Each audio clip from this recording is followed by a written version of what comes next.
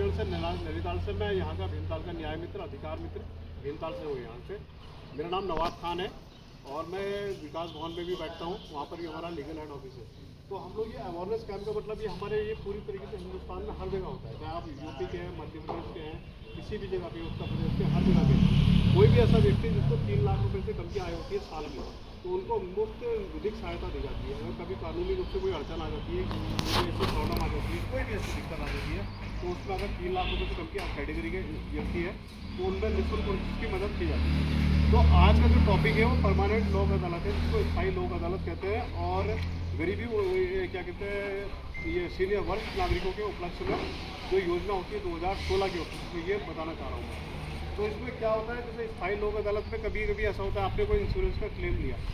Insurance लिया, इसके अलावा कोई आपने कोई अपना ये सैनिटरी मतलब ये नगर पालिका के द्वारा सफाई का ज़्यादा आ गया आपका, बिजली का बिल ज़्यादा आ गया आपका, पानी का बिल ज़्यादा आ गया, कोई भी ऐसी प्रॉब्लम आती है, तो वहाँ पर आप क्या करते हैं करके वहाँ पर एक सादे पन्ने में एक एप्लीकेशन लिखी है और आपका 1 रुपया खर्च नहीं होता, सारा खर्चा जो होता है ये जिला विधिक सेवा प्राधिकरण में, और उसको केस को आप खुद हैंडल कर सकते हैं। जैसे आपने ओ माई गॉड फिल्म देखी थी, अक्षय कुमार की देखी थी आपने, जिसमें वो भगवान के ऊपर केस दायर कर देता है, देखी होगी ना आपने। तो वही चीज़ है स्थायी लोक अदालत, उसी को कहते हैं। उसमें कानून का ये प्रावधान है, अगर कोई भी ऐसी दिक्कत आती है तो उसको अपना केस खुद दायर कर सकता है, खुद वकील एक तरह से बन सकता है।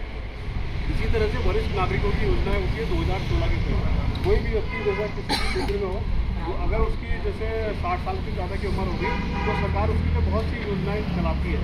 जिससे उसको पेंशन देती है, क्या कहते हैं वृद्धावस्था पेंशन देगी, उसको मेंटेनेंस करेगी। परिवार में ऐसे भी व्यक्ति होते हैं उसके अपने माता पिता की पूरी तरीके से देखभाल नहीं करते, माता पिता ही हम लोगों को पालते हैं, पालन पोषण करते हैं, और उसके बाद क्या कहते हैं हमें पूरी तरीके से एक छोटे पौधे से लेके बड़ा सा पेड़ बना देते हैं। ठीक है, लास्ट में जब बड़े हो जाते हैं, फल खाने के लायक उनको होते हैं, तो उस वक्त माता पिता के ऊपर अत्याचार करते हैं। तो माता पिता के भी अपना एक अधिकार होते हैं करके अपना भरण पोषण का जो एक्ट है वो माननीय न्यायालय के द्वारा मुकदमा दायर करके अपने बच्चों पे वो अपना दे सकते हैं मेंटेनेंस, क्योंकि उनका हक है, वो कानूनी रूप से हक है, वो उसको 125 धारा के हिसाब से कहते हैं, वो अपना एक कर सकते हैं। इसके अलावा कोई ऐसी हमारी बहन होती है जिसकी शादी नहीं होती है, 40 साल से ज़्यादा की उम्र हो गई है, उसमें भी उस प्रॉपर्टी में उनको भी पूरी तरीके से हक उतना, एक परिवार में 3 लड़के और 1 लड़की है, तो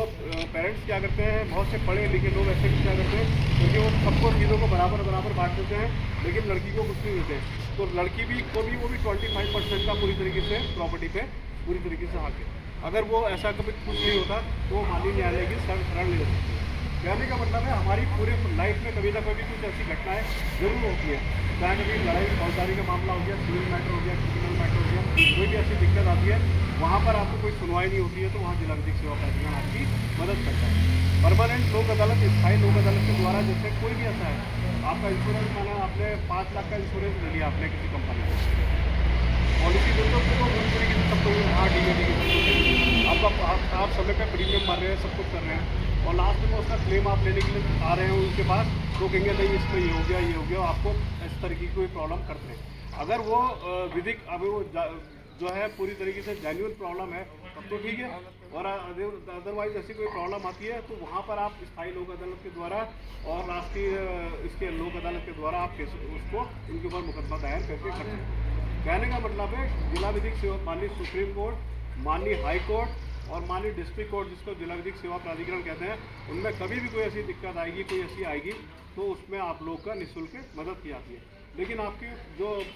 प्रॉब्लम होनी चाहिए वो जेन्युइन होना चाहिए। जैसे आप किसी ठेकेदार के अंडर में काम कर रहे हैं, एक चीज़ और बताता हूँ मैं आपको, तो उसमें आपको ठेकेदार के अंडर में काम कर रहे हैं, माना उस ठेकेदार के पास आपको 15,000 है, 20,000, 25,000, 30,000 कोई भी पैसा आपका अपना पैसा आ गया, अब वो ठेकेदार आपका पैसा नहीं दे रहा है, तो आप किस बिहाफ में उसके ऊपर मुकदमा दायर कर सकते हैं। आपके पास कोई प्रूफ होगा